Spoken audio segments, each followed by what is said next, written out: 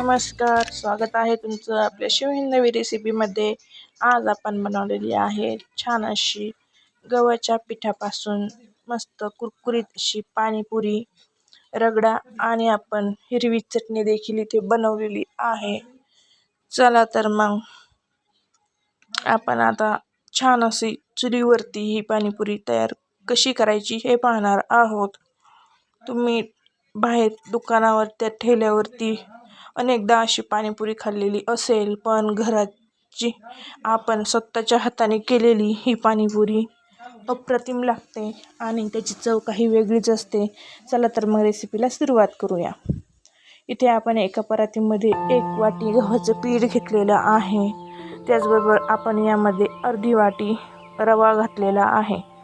चला त्यावर चवीनुसार आपण इथे मीठही यामध्ये घातलेलं आहे। एक गोष्ट लक्षात ठेवा, जरी तुम्हाला रवा जास्त जरी यामध्ये वापरायचा असेल तरी तुम्ही इथे वापरू शकता। तसाच यामध्ये आपण थोडासा पापड खार हा घातलेला आहे। पापड खार देखील यामध्ये आपण घातलेला आहे। हा पापड खार तुम्हाला कुठल्याही किराणाच्या दुकानामध्ये भेटेल। आता आपण इथे थोडं थोडं पाणी टाकून हे पीठ छान असं मळून घेणार आहोत।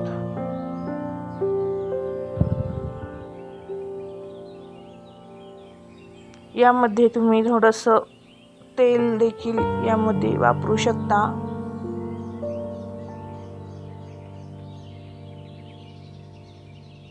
चला तर मी असे या पद्धतीने छान असं इथे पीठ आपण मळून घेणार आहोत।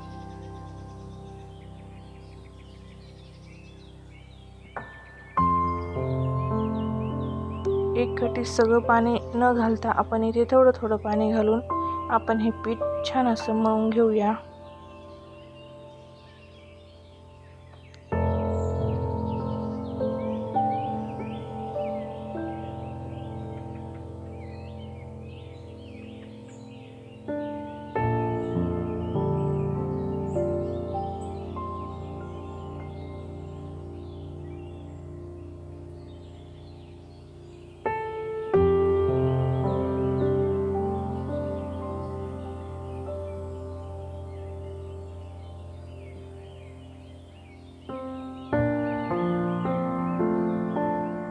आपल्याला हे पाणीपुरीचं पीठ जास्त घट्टही नाही आणि जास्त पातळही मळायचं नाहीये। आपल्याला हे पीठ अगदी व्यवस्थित असं मध्यमच ठेवायचं आहे। चला तर आपण असंच या पद्धतीने आपलं पीठ छान असं मळून घेऊया। इथे आपलं पीठ छान असं मळून झालेलं आहे। आता हे पीठ आपण साधारण 15 मिनिटे तरी हे आपण भिजण्यासाठी ठेवणार आहोत। तुम्ही पाहू शकता मी असा पिठाचा छान असा गोळा इथे तयार केलेला आहे। आता हा आपण एका वाटीने छान असा झाकून ठेवूया, म्हणजे मस्त असा हा मुरल। चला मग 15 मिनिटे इथे झालेले आहेत। आता हा पिठाचा गोळा परत एकदा आपल्याला इथे छान असा मळून घ्यायचा आहे। आता आपण पुरी लाटण्यासाठी आपण इथे पोळपट बेलणं घेतलेलं आहे। थोडंसं तेल देखील आपण घेतलेलं आहे। थोडंसं तेल आपण हाताने पिठाला आणि पोळपटाला आपण इथे लावून घेतलेलं आहे। तुम्ही छोटे छोटे याचे गोळे तयार करून देखील तुम्ही पाणीपुरी लाटू शकता, किंवा अशा या माझ्या पद्धतीने म्हणजेच थोडासा गोळा घेऊन त्याची छान अशी एक चपाती बनवायची, पूर्ण हा लाटून घ्यायचा आणि त्यातनं आपल्याला ही पाणीपुरी काढायची आहे। तुम्ही पाहू शकता आपलं 15 मिनिटं आपण पीठ भिजत घातलेलं होतं आणि त्याच्यानंतर आपण ह्याला थोडासा तेलाचा हात देऊन परत मळून घेतलेला आहे। त्यामुळे आपलं पीठ किती छान असं भिजलेलं आहे। चला तर आपण आता इथे पुरी अशा या पद्धतीने कट करून घेऊया, म्हणजेच पाडून घेऊया। तुमच्याकडे तुम्हाला जो आकार या पुरीचा करायचा आहे तो आकार तुम्ही इथे तयार करू शकता। आपल्या पुऱ्या तयार झालेल्या आहेत। आता आपण त्या एका चला तर आपण याच पद्धतीने सगळ्या इथे पुऱ्या कट करून घेणार आहोत. तुम्ही एक ट्रिक अजूनही इथे यूज करू शकता. आपण ज्या टायमाला ही पुडी कट करून घेतो त्या टायमाला ही थोडीशी जर जाड असेल तर तुम्ही ते पुन्हा लाटून घेऊ शकता. जशी तुम्हाला हवी असेल तशी तुम्ही यामध्ये पुरी आपली लाटून घेऊ शकता. चला तर ह्या आपण पटपट अशा इथे सगळ्या मी पुऱ्या लाटून आणि कट करून घेत आहे.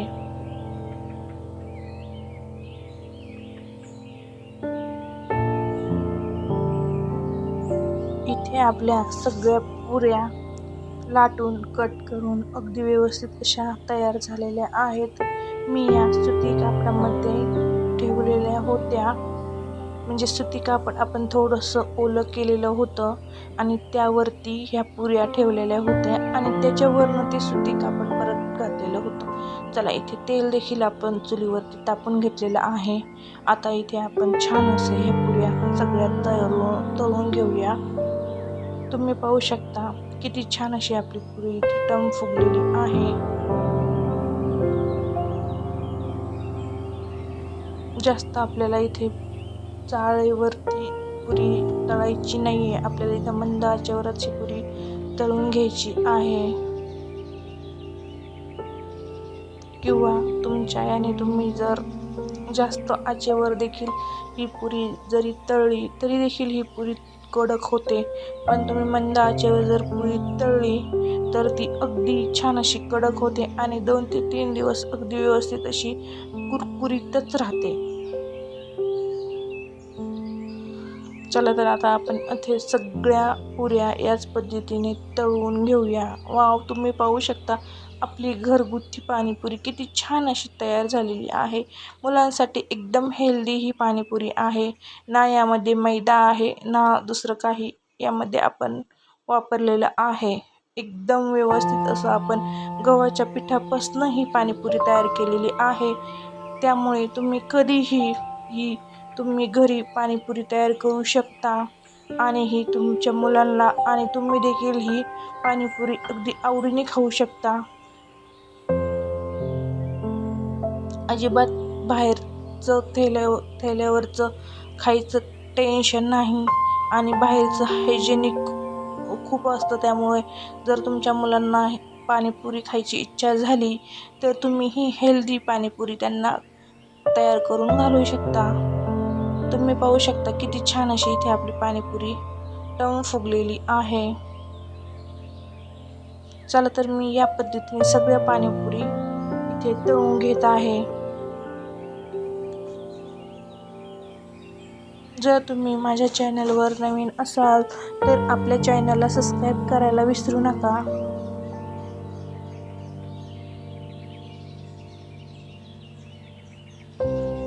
चला तर तुम्ही पाहू शकता आपली पुरी किती छान अशी टम फुगत आहे.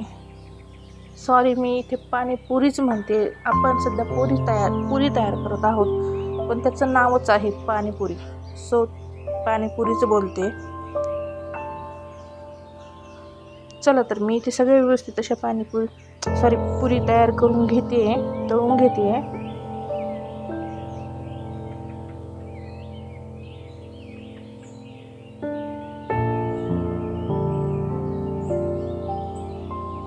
आपल्या पुऱ्या छान अशा इथे तळून झालेल्या आहेत.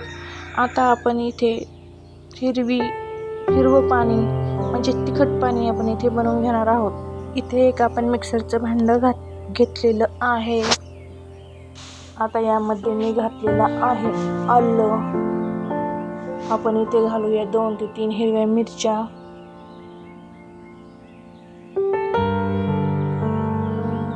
थोडीशी कोथिंबीर, थोडासा पुदिना देखील आपण यामध्ये घातलेला आहे आणि आपण यामध्ये थोडंसं पाणी घालून किंवा तुम्ही यामध्ये बर्फाचे तुकडे देखील घालू शकता. माझ्याकडे बर्फाचे तुकडे अवेलेबल नव्हते. चला तर आपण हे मिक्सरमधून बारीक करून घेतलेलं आहे. तुम्ही पाहू शकता आपलं पाणी इथे एकदम तयार झालेलं आहे. आता यामध्ये आपण थंड पाणी टाकून घेणार आहोत. आपण यामध्ये आता जे मिक्सरमध्ये थोडंसं राहिलेलं होतं त्यामध्ये देखील आपण पाणी टाकून यामध्ये टाकलेलं आहे. यामध्ये घालूया छान असा चाट मसाला. आपण इथे 1-2 चमचे इथे चाट मसालाही घातलेला आहे आणि आता आपण यामध्ये घालूया छान असं साधं मीठ.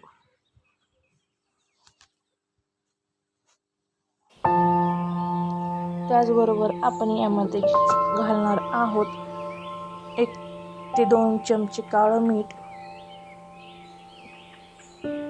याने ह्या पाण्याची टेस्ट एकदम मस्त लागते.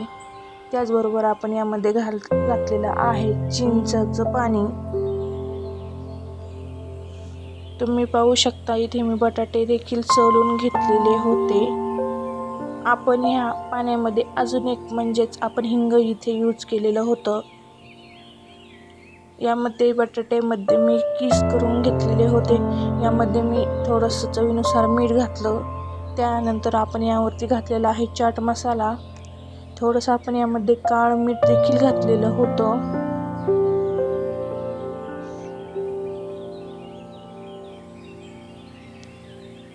हे बघा तुम्ही पाहू शकता आपण इथे काळं मीठ देखील इथे घातलेलं आहे.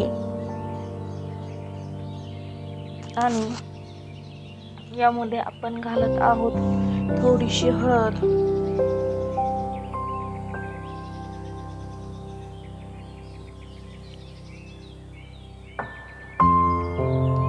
आणि आपण आता इथे थोडासा गूळ मी किस करून घेतलेला होता. तो गूळ आपण या तिखट पाण्यामध्ये घातलेला आहे. कारण की आपण इथे चिंच पाणी वापरलेलं नाही. आपण इथे छान असा कांदा बारीक चिरून या दोन्हीमध्ये आपण हा कांदा देखील इथे घालत आहोत. आपण यामध्ये या पाण्यामध्ये बुंदी किंवा शेव यूज करू शकतो म्हणजे घालू शकतो. पण माझ्याकडे काहीच अवेलेबल नव्हते म्हणून मी यामध्ये कांदा चिरून घातलेला आहे. चला आता छान असं व्यवस्थित इथे मिक्स करून घेऊया. आणि आपली पाणीपुरी एकदम तयार आहे. तुम्ही पाहू शकता आपली पुरी किती छान इथे तयार झालेली आहे. तर मंडळी तुम्हाला ही माझी घरगुती पाणीपुरी कशी वाटली हे मला कमेंट करून नक्की सांगा. तुम्हाला जर हा माझा व्हिडिओ आवडला असेल तर आपल्या चॅनलला सबस्क्राईब करायला विसरू नका. एक छान अशी कमेंट करा, एक लाईक करा आणि तुमच्या मित्रपरिवारासोबत शेअर करा. चला तर मग भेटूया पुढच्या व्हिडिओमध्ये. धन्यवाद.